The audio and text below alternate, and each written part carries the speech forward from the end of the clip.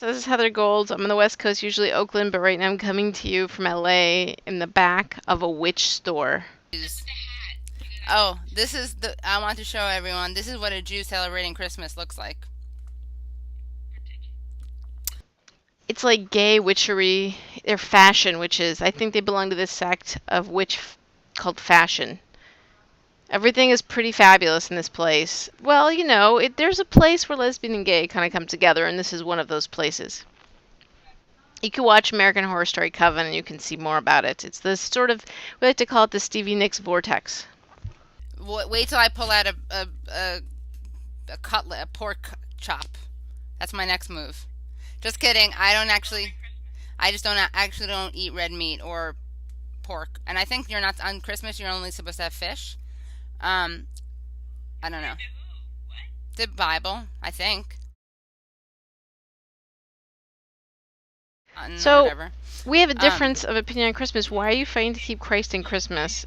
That makes no sense to me because you have Christmas, which I right. also don't understand. Okay, I'll tell you why I have Christmas. I have Christmas because we don't we when I was younger we did Hanukkah and Christmas, and the reason we did Christmas is because my uncle married a shiksa, a nice Jewish lady who my mom was convinced was with the FBI because there weren't a lot of blonde hair, blue eyed, non-Jewish ladies in their neighborhood, and but now they're like best friends. But he married this woman. Her name's Sarah Doolittle. I mean, it doesn't get more shiksa than that. Sarah Doolittle. Yeah. So she's amazing. And her family, she grew up like very atheist and left, but she also grew up celebrating Christmas. So I don't actually know if my parents celebrated Christmas as kids. I wouldn't be surprised if they did because they both came from very atheist households.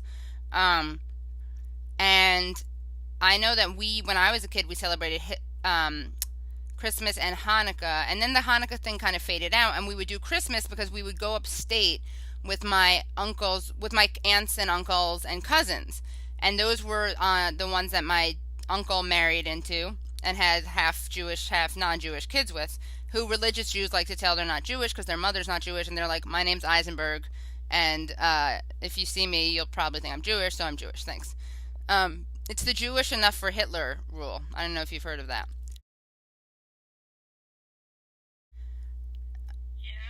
So her favorite,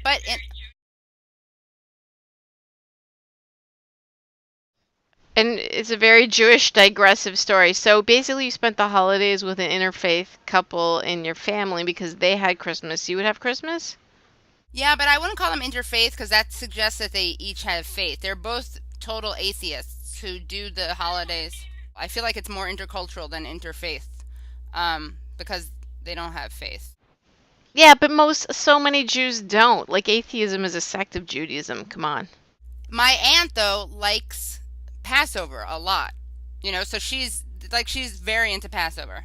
She sings all the songs. Let my Passover is like the Christmas of Jews. It's the holiday that people from outside the religion feel the most access to, and Christmas, it seems like Gentiles feel like Christmas, everyone can have it because it's become so secularized and because Jews marketed the hell out of it.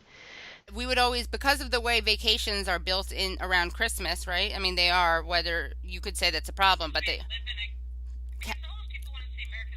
yeah, because we live in a Christian capitalist. Right. So we would go upstate for Christmas. We would go up to my aunt and uncle's country house, which we wouldn't do for Hanukkah because it's 7 days and they don't build vacations around them. So that's really what would happen. So because there was a vacation, you guys decided to just go full force into the vacation. So what do you do? Do you have a Christmas stocking? Do you have a tree? What are all the things you do? We have a Christmas tree. We put presents under the tree. We wear these hats, which is kind of funny because Christians don't actually do that. That's like a Santa hat. But we pretend that it's a real.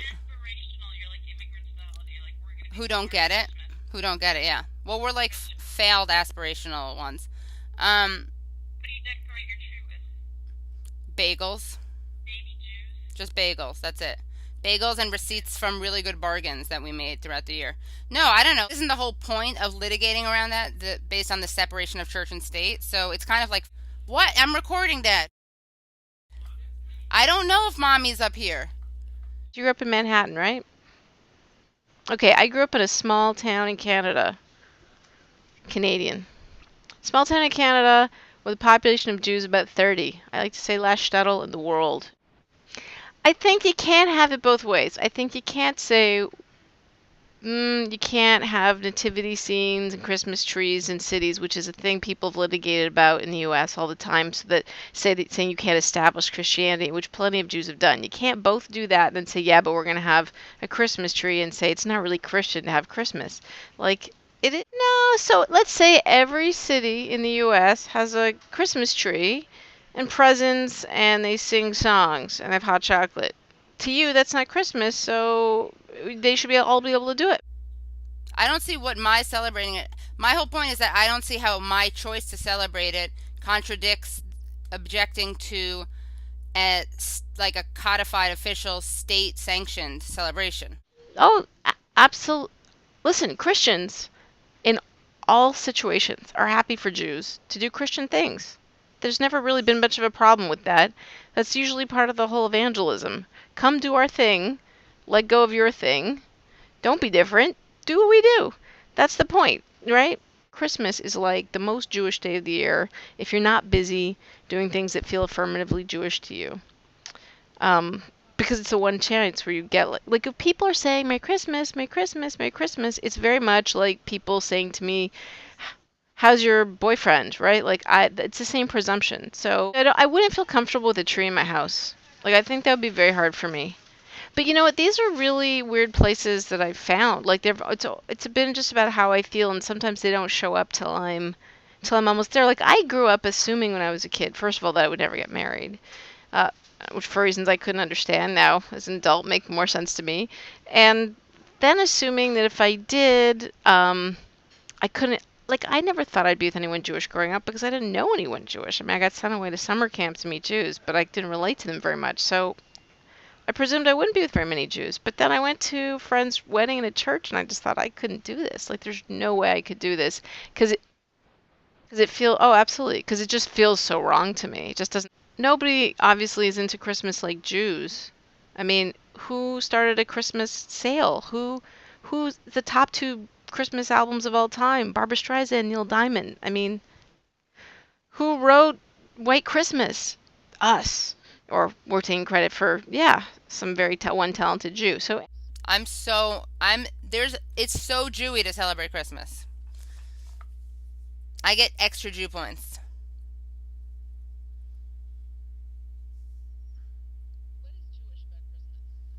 You said it. It's like you said this. Look at the videotape. happy weird Jewish Christmas to you. Not so Jewish contradiction terms. Enjoy it now when the Mormons decide to baptize you. Enjoy.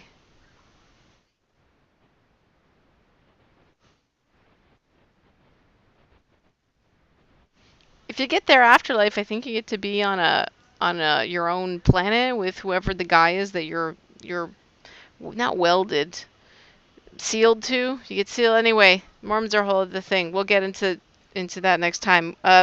Meanwhile, we're going to do roundups. If you have stories, anybody, send us best, worst stories for the Jews 2013. And welcome to everybody on Zeke who is newly with us. Here we are, Morning Jews with a Z or a Z. Happy holidays.